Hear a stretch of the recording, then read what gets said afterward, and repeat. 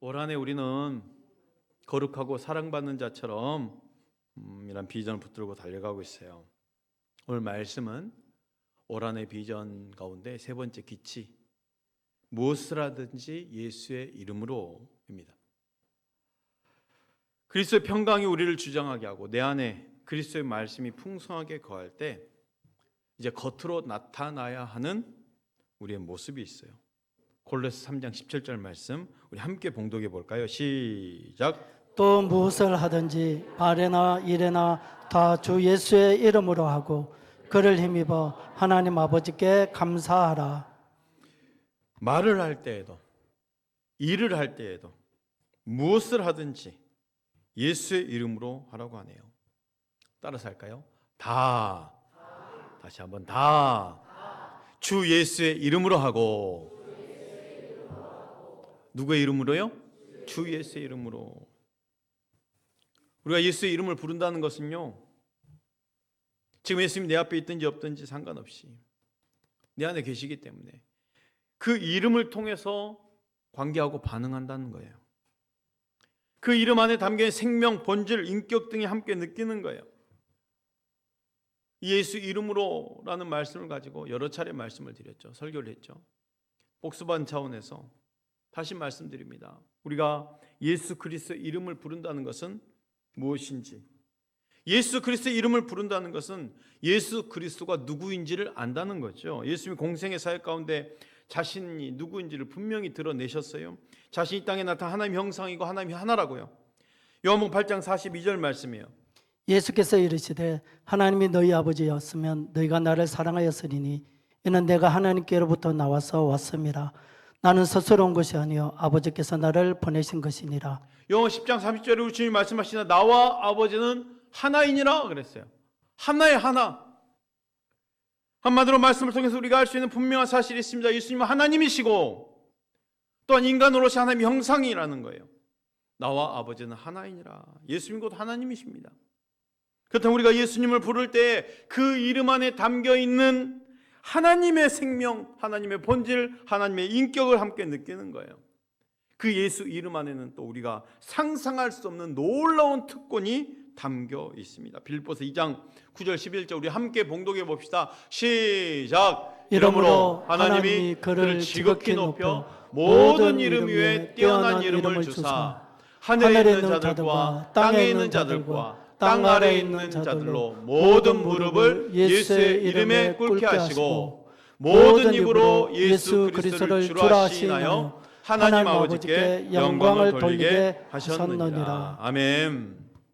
예수 그리스도께서 죽기까지 복종하심으로 십자가에 죽으시고 부활 승천하신 후 하나님께서 예수 그리스도의 이름을 높이셨어요. 모든 자들이 그 이름 앞에 무릎을 꿇게 하셨어요. 예수님의 이름에는 놀라운 능력이 있다는 것을 믿으시고 그 놀라운 특권을 마음껏 누리시기를 축복합니다. 이렇게 하나님은 하나님 자녀인 우리가 세상으로 나아갈 때 하나님 말씀, 이 말씀과 함께 특권을 주셨어요. 예수 그리스도의 이름을 사용할 수 있는 특권. 예수 이름에 담겨있는 하나님의 생명, 본질, 인격을 함께 느낄 수 있도록 말이죠.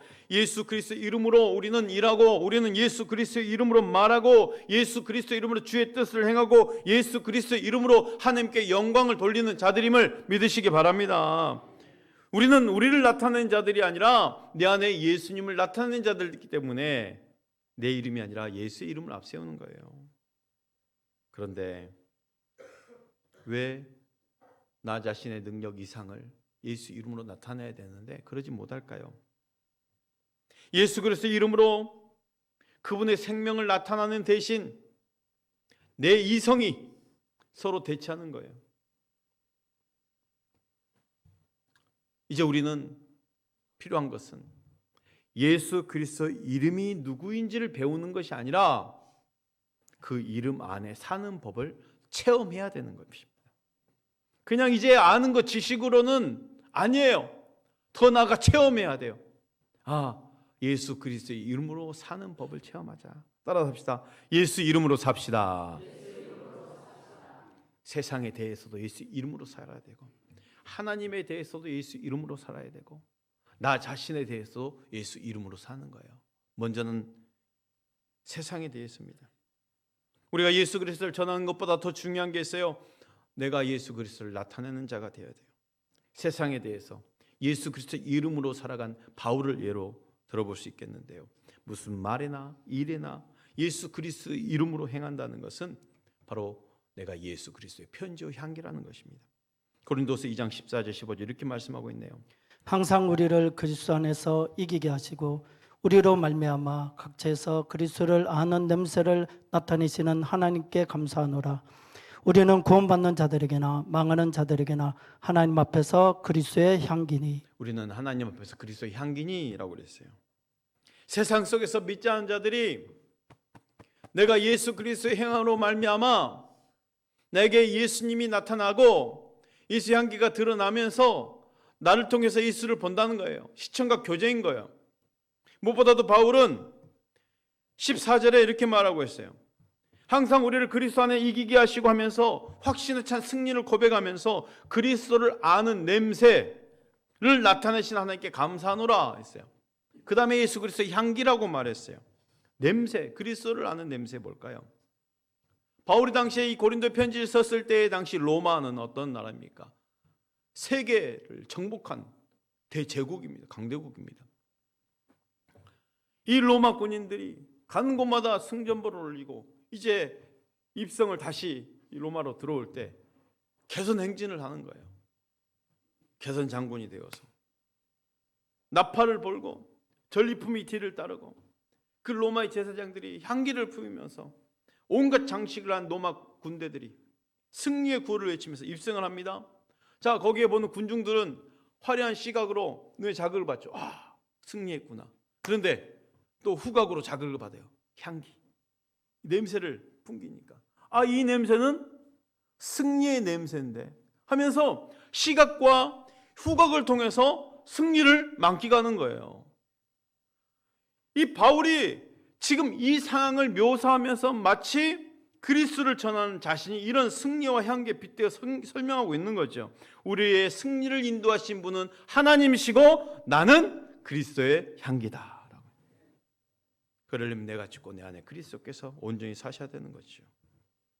내가 주인이 되고 내가 살아있어서는 그리스도의 향기가 날 수 없습니다. 여기서 지금 향기라고 말하는 이 향기의 단어는요, 구약의 제사에서 사용되는 향기예요. 향기로운 제사. 특히 어떤 제사일까요? 번제, 화제, 화목제, 소제.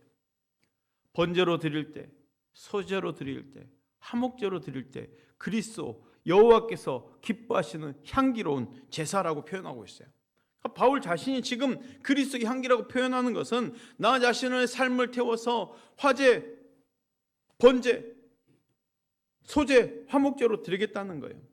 지금 5가지 제사 중에 번제, 소제, 화목제로 드리겠다는 거예요. 이 번제, 소제, 화목제가 하나님께 드린 향기로운 제물이라고 그랬거든요. 근데 사실 5가지 제사 중에 빠진 제사가 있잖아요. 뭡니까? 속죄제, 속건제. 이 속죄제와 속건제는요, 향기로운 제사, 향기로운 제물을 하지 않았어요. 성경에 왜 그럴까? 이 속죄제, 속건제는요, 의무적으로 드려야 하는 제사예요. 속죄제, 속건제. 그렇잖아요. 그런데 향기로운 제사라고 표현하는 소제, 번제, 화목제는 자원하면서 자발적으로 드리는. 무슨 의미입니까? 진정한 향기는 강제와 의무감이 아니라 자발적인 헌신으로 드려질 때 나타난다는 거예요. 그렇다면 내가 향기가 되어야 된다는 건 뭐예요? 하나님께 바쳐지는 자원하며 자발적인 희생 제물의 향기로운 냄새를 가리키는 영어라는 점에서 깊은 의미가 있죠. 내가 예수 그리스도 이름으로 산다는 것은 내가 하나님께 자발적으로 바쳐지며 하나님께서 즐겨받으신 희생 제물이 된다는 거예요. 그렇게 될 때 내가 그리스도의 편지, 그리스도의 향기가 되면서 진정한 전도가 된다는 것입니다. 고린도서 3장 2절 3절 볼까요? 너희는 우리의 편지라 우리 마음에 섰고 무사람이 알고 읽는 바라. 너희는 우리로 말미암아 나타난 그리스도의 편지니 이는 먹으로 선 것이 아니요 오직 살아계신 하나님의 영으로 선 것이며 또 돌판에 선 것이 아니요 오직 육의 만판에 선 것이라. 너희는 우리의 편지라 하면서 너희는 그리스도의 편지니 먹으로 쓴 종이가 아니라 마음판에 그리스도의 영으로 새겨진 것이라 라고 말하고 있어요. 세상에 대해서 예수 그리스도의 이름으로 산다는 것은 전도 열매가 맺혀진다는 거거든요. 그리스도의 편지가 되어서 향기가 되어서 나타내 보인다는 거거든요. 여기서 우리가 종종 믿지 않은 자들에게 복음의 메시지가 될 때 나를 종종 어떻게 표현할까? 그리스도의 편지라고 표현하잖아요. 이 그리스도의 편지라고 말했을 때 배경이 있어요. 이 고린도 교회에 쓴 지금 바울의 편지잖아요. 이 고린도 교회에 갑자기 문제가 생긴 거예요. 바울에 대해서 의구심이 들었어요. 고린도 교회 성도 안에 일부 성도들이 바울의 사도성을 의심하면서 증거를 대라는 거예요. 교회 안에 거짓 선지자들이 들어와서 바울의 사도성을 의심하는 거예요. 야, 지금 초대교회 이 사도들이 각 지방에 순회 전도자를 보낼 때 증명서를 써서 보내는데 바울에게 있냐 없냐? 바울에게 없지 않냐? 하면서 의심하게 만드는 거예요. 바울은 그런 증명서가 없습니다. 바울은 직접 부활하신 주님으로부터 사명을 받았어요. 증거라고 한다면 복음을 전하면서 받은 고난, 그 유일한 증거가 되겠죠. 근데 더 기가 막힌 건 뭡니까? 본인이 개척한 교회, 본인이 개척한 교회잖아요, 고린도 교회. 근데 그 교회 성도들이 바울에게 갑자기 증명해라는 거예요. 너의 사도성을. 얼마나 황당한 일입니까? 그런데 그 당시 이 증명서는 따로 없어요. 추천서가 증명서로 사용되는 시대예요. 지금의 뭐 어떤 그 증명 자료가 막 그렇게 완벽하게 구축된 시대가 아니잖아요. 초대교회도 그런 걸 사용한 거예요. 추천서를 써서 전도자들에게 주고 그 전도자들이 각 지역에 이 추천서를 가지고 복음 전도를 증명을 하면서 본인을 나타내 보였던 거겠죠. 근데 바울은 그게 없잖아요. 너 증명해봐. 그럼 바울은 그걸 증명해 줘야 되는데 바울은 뭐라고 증명합니까? 너희가 바로 내 편지야. 너희가 내 증거야. 너희가 그리스도의 편지야 라고 말한 거예요. 나를 공격하고 있는 사람들에게 너희가 나의 증거다. 너희가 내 추천서다. 더 나아가 너희가 그리스도의 편지다 라는 거예요. 왜요? 복음 전도로 거둔 열매이기 때문에 확실한 것 아닙니까? 너희가 추천서라고 말하는 너희 추천서는 서류가 없기 때문에 눈에 보이는 서류가 없어요. 살아계신 하나님 영으로 마음판에 새겨 기록되었기 때문에 그리스도 직접 쓰셨어요. 바울은 이런 확신이 있었던 거죠. 우리가 세상에 대해서 예수 그리스도 이름으로 살 때 이런 확신이 있어야 됩니다. 나도 누군가의 복음 전도의 열매로 세워진 그리스도의 편지 아니겠어요? 누군가의 열매잖아요. 이 자리에 계신 모든 성도님들은 다 어느 누군가의 전도의 열매로 여러분 마음판에는 그리스도의 영으로 새겨진 편지예요. 부모에게 의해서 난 자동적으로 다녔어요. 아니, 부모가 계셨기 때문에 전도 열매가 된 거 아닙니까? 그렇잖아요. 내가 이렇게 열매가 된 거를 증명할 서류가 따로 있습니까? 없잖아요. 근데 나는 확신하죠. 내 마음판에 그리스도께서 새겨주신 확신이 있잖아요. 그리스도의 편지가 내 마음판에 성령으로 새겨졌어요. 그래서 내가 그리스도의 편지가 되어서 또 다른 사람들에게 성령의 통로가 되는 것입니다. 나 자신이 지금 그리스도의 편지요, 그리스도의 향기인 거예요. 그렇다면 나는 예수의 대리자임을 인식하면서 그리스도의 향기가 나도록 행동해야 되고 그리스도의 편지처럼 말을 해야 된다는 거예요. 나의 진짜 모습은 다른 사람이 인정해 주는 것이 아니라 나에게서 예수 그리스도가 묻어나야 진짜라는 것입니다. 두 번째로 예수 그리스도 이름으로 산다는 것은요, 하나님에 대해 산다는 거. 하나님. 우리에게 필요한 것은 그 이름이 누구인지를 배우는 것이 아니라 그 이름 안에 사는 법을 체험하는 것이라고 그랬잖아요. 하나님 자녀인 내가 어떻게 하나님께 영광을 돌릴 수 있습니까? 예수 그리스도의 이름으로 행하고 예수 그리스도의 이름으로 주의 일을 행할 때 하나님이 영광을 받으신다는 거예요. 히브리서 13장 15절 우리 함께 봉독합시다. 시작. 그러므로 우리는 예수로 말미암아 항상 찬송의 제사를 하나님께 드리자. 이는 그 이름을 정언하는 입술의 열매니라. 예수 이름으로 구하는 것은 우리의 공로가 아닙니다. 예수 십자가 대속 중보 사역 의지하여서 하나님 뜻대로 간구하는 거예요. 예수 이름으로 말미암아 하나님 아버지께서 영광을 받으십니다. 요한복음 14장 13절 너희가 내 이름으로 무엇이든지 내가 행하리니 이는 아버지로 하여금 아들로 말미암아 영광을 받으시게 하려 함이라. 예수 이름으로 행하는 우리로 말미암아 그 예수님 때문에 하나님 아버지께서 영광을 받으시는 거예요. 하나님에 대해서 예수 그리스도 이름으로 살아갈 때 하나님 영광을 받으십니다. 이 기도가 하나님의 뜻 가운데 온전히 드러나는 거죠. 예수 이름으로 할 때 우리 하나님은 예수의 이름을 정말 기뻐하셔요. 예수 이름에 붙은 기도는 거절하지 못하셔요. 예수 이름을 가지고 세상을 구원할 정도로 하나님 그 이름을 기뻐하셨어요. 사도행전 4장 12절 말씀. 다른 이로서는 구원을 받을 수 없나니 천하 사람 중에 구원을 받을 만한 다른 이름을 우리에게 주신 일이 없습니다. 예수 이름. 예수 이름 우리에게 구원을 가져다 줄 수 있는 유일한 이름입니다. 이 이름이 얼마나 놀라운지, 얼마나 대단한 이름인지 세상에 거짓 선지자들도 예수 이름으로 능력을 행할 정도였어요. 거짓 선지자들도 말이죠. 그들은 나중에 심판대 앞에 서서 이렇게 말할 것이라고 주님이 말씀하셨죠. 거짓 선지자들이 예수 이름으로 능력을 행했다니까요. 주님이 뭐라고 합니까? 주여, 우리가 주의 이름으로 선지자 노릇도 하고 주의 이름으로 귀신도 쫓아내고 주의 이름으로 많은 권능을 행하지 아니하였습니까? 라고 말할 것이라는 거예요. 그때 주님이 어떻게 대답할 것이라고 말합니까? 내가 너희를 도무지 알지 못하노라. 불법을 행한 자들아 내게서 떠나가라. 무슨 말입니까? 심지어 예수 그리스도의 이름을 가지고 거짓 선지자도 능력을 행할 정도로 대단한 이름이었다는 거예요. 그런데 하나님께 합당하지 않고 하나님 뜻에 부합하지 않으면 하나님의 영광을 받지 않는 거지요. 심지어 거짓 선지자들도 예수의 이름으로 이렇게 능력을 행할 정도였는데 하나님의 사랑을 받는 진짜 하나님의 자녀가 예수 그리스도의 이름을 가지고 행동하고 기도할 때 반드시 응답되지 않겠습니까? 기도를 당연히 들어주시죠. 중요한 것은 예수 그리스도 이름으로 가지고 나아갈 때 하나님의 성품과 하나님의 뜻에 합당한 것으로 하나님의 영광을 받으셔야 된다는 거예요. 마지막으로 예수 이름으로 산다는 것은요, 나 자신에 대해 산다는 거예요.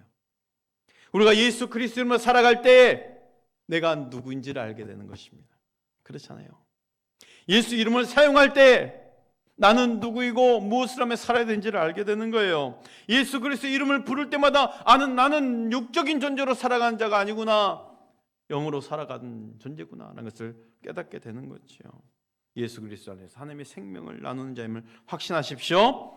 더 나아가 하나님의 무한하신 사랑과 절대적인 지지 그리고 세밀한 인도하심을 받는 존재라는 것을 의식하는 거죠. 디모데후서 1장 9절 우리 함께 봉독해 봅시다. 시작. 하나님이 우리를 구원하사 거룩하신 소명으로 부르심은 우리의 행위대로 하심이 아니요 오직 자기의 뜻과 영원 전부터 그리스도 예수 안에서 우리에게 주신 은혜대로 하심이라. 하나님 우리를 구원하사 거룩한 소명으로 부르셨어요. 내 행위로 인해서 내가 구원받는 게 아니에요. 내가 어떤 자격 조건을 갖추었기 때문에 예수 이름을 부르고 그렇게 살아갈 수 있는 게 아니었다는 거예요. 그럼에도 불구하고 자격도 없는데 그 이름을 부를 수 있게 하시고 그 이름으로 살아가게 하시는 얼마나 큰 감격입니까? 은혜잖아요. 그래서 내가 예수 이름을 부를 때마다 내가 누구인지를 알게 되는 거예요. 하나님 자녀구나. 하나님 자녀답게 살아야 되는구나. 예수 그리스도 이름을 사용함으로 나는 하나님을 나타내는 거룩한 존재로 위인된 왕권을 사용하는 것을 확신하는 것이죠. 그러면서 너희가 내 안에 거하고 내 말이 너희 안에 거하면 무엇이든지 원하는 대로 구하라 하셨던 거예요. 요한복음 15장 7절 우리 함께 봉독합시다. 시작. 너희가 내 안에 가고 내 말이 너희 안에 가면 무엇이든지 원하는 대로 구하라. 그리하면 이루리라. 아까 요한복음 14장에 뭐라 합니까? 내 이름으로 무엇이든지 구하면 내가 다 이루리라 그러죠. 예수 이름으로 내 이름으로 무엇이든지 구해라. 그리고 15장에 포도나무 비유하면서 너희가 내 안에 내가 너에 거하면 무엇이든지 원하는 대로 구하라. 무엇이든지 구하라고 그랬어요. 야, 우리가 생각해 보세요. 우리가 기도한다고 하는데 정말 몰라서 잘못 구하는 거 많잖아요. 우리 욕심 때문에. 그러면 우리가 하나님의 마음을 완벽하게 깨닫고 이해해서 하나님의 마음에 쏙 드는 기도를 한다는 것, 이게 가능할까요? 불가능할까요? 불가능하죠. 당연하죠. 불가능합니다. 아니, 하나님 마음에 쏙 드는 기도, 하나님 뜻 가운데 완전한 기도를 드릴 수 있는 사람이 누가 있겠어요? 오죽하면 우리가 부족하고 연약하니까 성령께서 말할 수 없는 단식으로 우리를 위해서 친히 간구하신다고 그랬잖아요. 그런데 감사하게도 우리 주님 뭐라고 하십니까? 무엇이든지 원하는 대로 구하라. 그럼 만약 우리가 이거는 함부로 기도하면 안 돼, 이걸 빼고, 이 단어는 사용하면 안 되는데 잘못된 것 아니야? 괜히 이렇게 기도했다가 응답 안 받을 건데, 이 미비된 서류는 없나, 잘못된 단어는 없나 막 하면서 그렇게 이렇게 기도문을 작성해, 이게 기도를 들어주실까 안 들어주실까 염려하면서 하면 기도가 될까 안 될까요?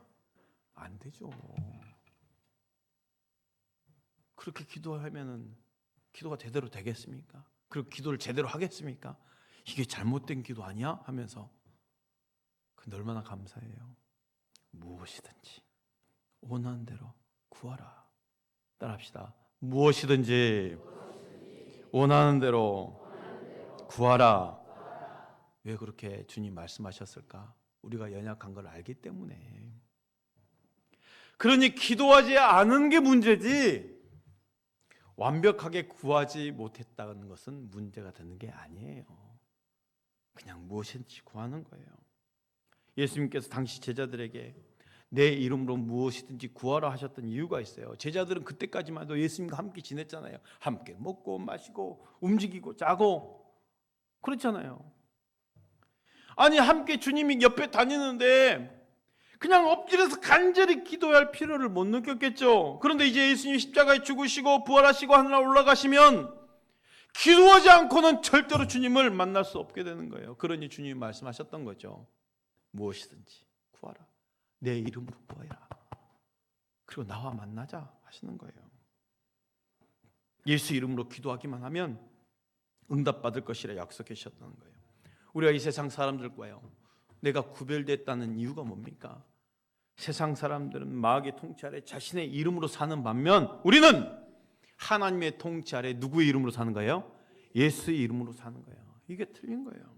베드로전서 2장 9절 말씀 읽고 마치겠습니다. 시작. 그러나 너희는 택하신 족속이요 왕같은 제사장들이요 거룩한 나라요 그의 소유가 된 백성이니 이는 너희를 어두운 데서 불러내어 그의 귀한 빛에 들어가게 하신 이의 아름다운 덕을 선포하게 하려 하심이라. 사랑하는 성도 여러분, 우리가 예수 그리스도의 이름을 부를 때마다 나 자신에 대해서 나는 하나님의 택함 받은 족속이다 라는 확신을 가지시길 바랍니다. 더 이상 유대인들이 주장하는 그 혈통적 특권이 아니라 오직 예수 그리스도를 믿고 그와 연합된 자들만이 새롭게 하나님의 택한 백성이 될 수 있다는 것. 그리고 예수 그리스도 이름을 부를 때마다 나 자신에 대해서 나는 왕 같은 제사장이다 라는 확신을 가지셔야 돼요. 우리는 하나님과 예수 그리스도와 성령님 외에 그 누구도 그 무엇에도 종속되지 않습니다. 오직 나 자신이 하나님께 신령한 제사를 드릴 수 있는 예배자가 되는 거예요. 또한 예수 그리스도의 이름을 부를 때마다 나 자신은 거룩한 나라가 된다는 것을 믿으시고 무엇보다도 예수 그리스도의 이름으로 하나님의 소유가 된 백성임을 확신하십시오. 우리는 예수 그리스도 이름으로 사는 자들입니다. 오늘 또 예수 그리스도 이름으로 사용할 때마다 난 육적인 존재가 아니라 영적인 존재임을 스스로 확신하시고 하나님을 나타내는 거룩한 자로서 사랑받는 자처럼 살아갈 수 있기를 축복합니다.